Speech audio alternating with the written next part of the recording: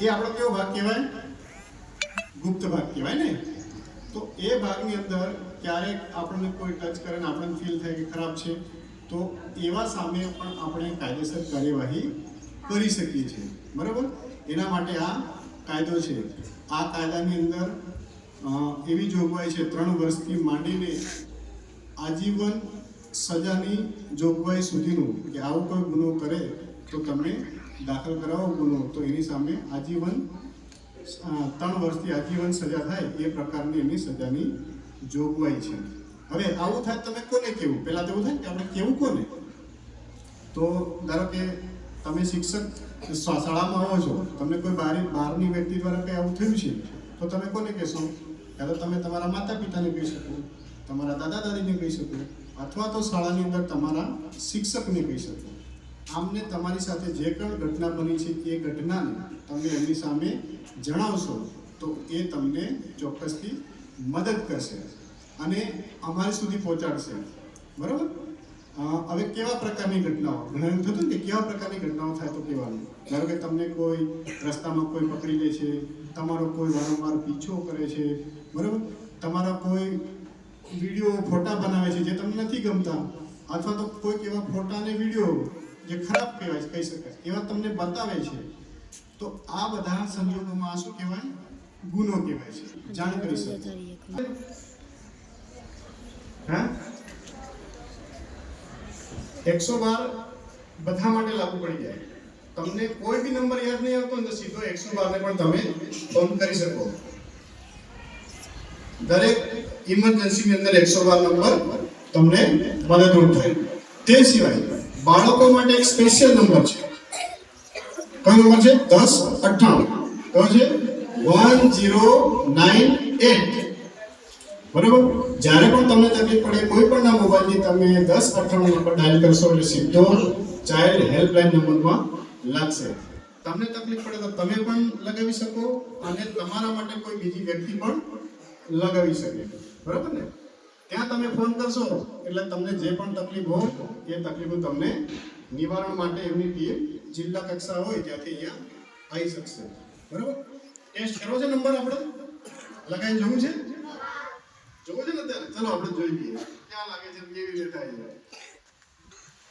એના માટે કોઈ બેલેન્સની જરૂર નથી, કશું જ નથી. કોઈ પણ મોબાઈલથી કોઈ પણ ફોનથી તમે એ નંબર પર લગાવી શકો. આપણે લાઈવ ચેક કરી લઈએ. બરોબર? આજે જોવા છે નંબર? સ્પીકર કરીને આપણે લગાવીએ.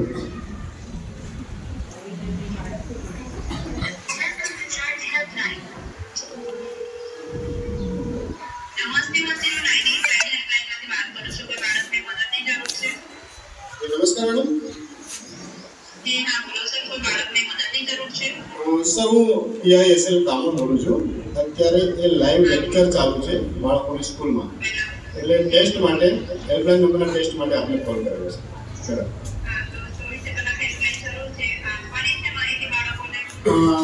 શું મેડમ તમે માહિતી આપી શકો તો ડાયરેક્ટ માઇક કનેક્ટ છે, આપી શકો.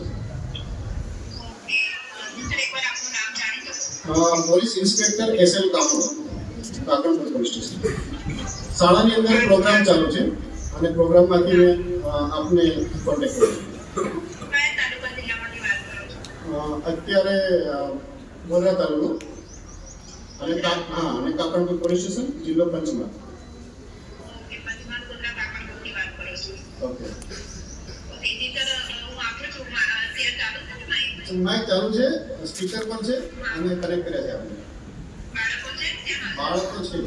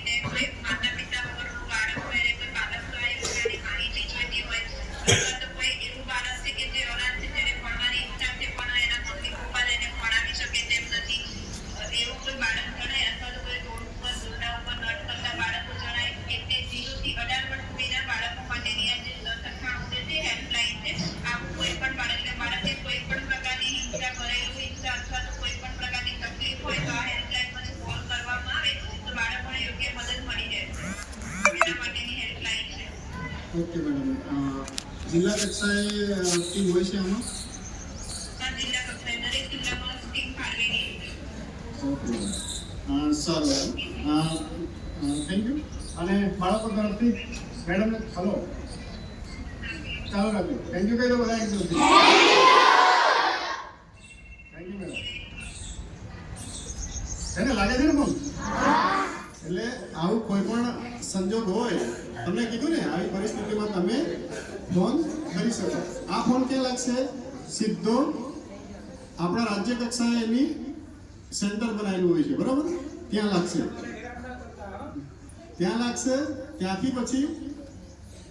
ત્યાંથી પછી તમને પૂછશે કે તમે ક્યાંથી બોલો છો, શું તકલીફ છે, બધું પૂછી અને લખી અને જે તે જિલ્લા હોય ત્યાં જિલ્લાને જાણ કરશે અને એ જિલ્લાના સભ્યો